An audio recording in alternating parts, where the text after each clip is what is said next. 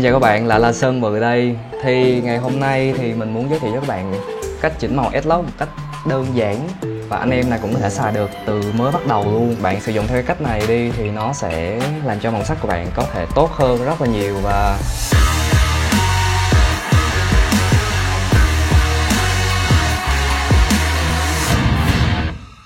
mình muốn nói một cái lý do tại sao các bạn nên sử dụng S-Lock.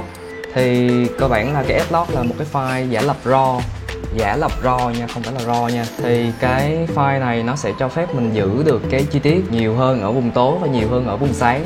Về cái việc mà chọn một cái picture profile để mình quay thì anh em có thể hay chọn là BP2 hoặc là BP4 để quay cine đi chẳng hạn. Mình hình dung giống như là bên chụp ảnh đi ha, thì nó sẽ có hai file là file RAW và file JPEG. Mỗi cái máy ảnh khi mình nó chụp ra một bức hình thì nó sẽ ghi lại dưới dạng thô, nó là dạng RAW.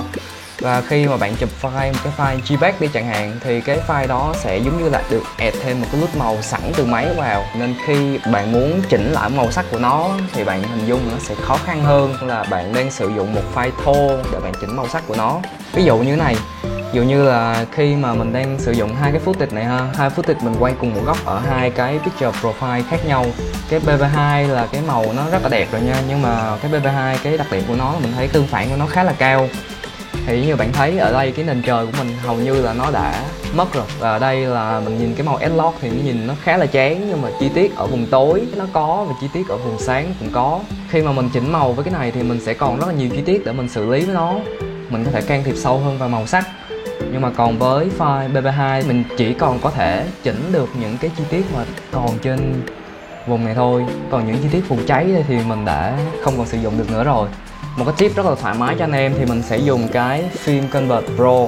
Còn sử dụng như thế nào thì mình sẽ hướng dẫn các bạn ngay sau đây. Mình sẽ để lại file dưới ngay cái miêu tả dưới này, và cả các footage nữa các bạn muốn thì các bạn có thể dùng nó để color grade thử. Các bạn có thể thử nó nha. Sau khi đã cài đặt xong Film Convert Pro thì các bạn add file vào trong cái Premiere và sau đó tạo thêm một cái adjustment layer.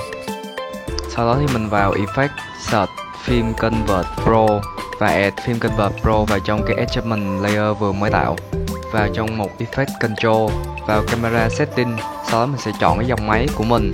Đó là mình chọn Sony, chọn A7S2 và chọn cái S-Log 2 Apply. Sau đó mình được một cái màu sẵn như này. Thì ở trong cái Film Convert Pro thì nó có đặc sản của nó là Noise và Grain. Thì cái này là nó add vào nên mình có thể thay đổi grain ở đây. Mình sẽ được cái footage nó trong trở lại. Thì với cái Film Convert Pro này thì mình có thể có nhiều cái nút màu khác nhau ở trong này ha. Mình có thể chọn tới khi mình ưng mắt. Ví dụ như mình thấy là nó ưng mắt rồi đi, thì mình sẽ quan sát cái Lumetri Scope của mình thấy ở đây là cái highlight chưa đủ và shadow nó cũng chưa đủ. Thì sau đó mình sẽ vào cái Color Correction.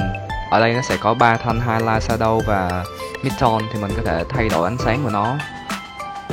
Mình có thể điều chỉnh cho phần highlight nó vừa chạm trên và phần shadow cho nó vừa chạm ở dưới, để mình được cái footage nó có ánh sáng trải đều từ tối đến sáng. Và sau đó thì mình muốn blend thêm màu sắc cho cái footage của mình thì mình có thể thêm màu sắc vào trong shadow, midtone và highlight để cho cái footage của mình được đẹp hơn. Thì cuối cùng là mình có cái footage như thế này. Nếu như mà mình muốn blend thêm một ít màu nữa thì mình sẽ tạo thêm một cái adjustment layer nữa ở phía trên này. Và sau đó cái adjustment layer này mình sẽ thêm loop vào trong cái adjustment layer này. Thì mình sẽ không có thêm loop ở phần basic correction ha, bởi vì khi mà mình thêm loop màu ở đây thì cái màu sẽ tương phản rất là gắt. Thì mình sẽ add cái loop màu vào cái create. Mình sẽ vào loop, sau đó mình chọn cái loop màu mà mình muốn. Ở đây mình chọn cái màu M31 ha. Thì sau khi mà add màu vào thì cái tương phản nó vẫn rất là gắt, thì mình sẽ thay đổi nó ở trong cái intensity này. Mình sẽ thay đổi cho đến khi nào nó vừa mắt nhất của mình. Ok, và cuối cùng mình được cái màu này.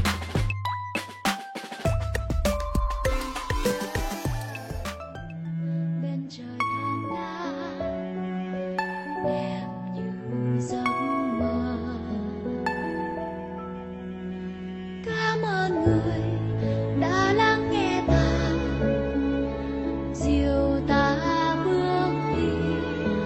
Cảm ơn người đã thấu hiểu ta, nghìn muôn khó khăn phút giây này.